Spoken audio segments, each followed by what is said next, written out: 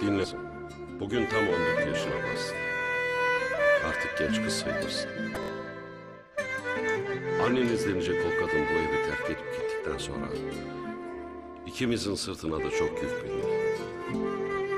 Sen iyi ve hayırlı bir evlatsın. Bana hep yardımcı oldun. Kardeşine çok iyi baktın. Bu senin. Hiç çıkartma bu kolyeyi. Ve şimdi söyleyeceklerimi hep hatırla. Hiçbir zaman unutma kızım. İnsan onuru, namusu, iffeti için yaşar. Ben senin adına bu yüzden İffet koydum. Hiçbir zaman benim yüzümden evine, babana, kardeşine laf getirme.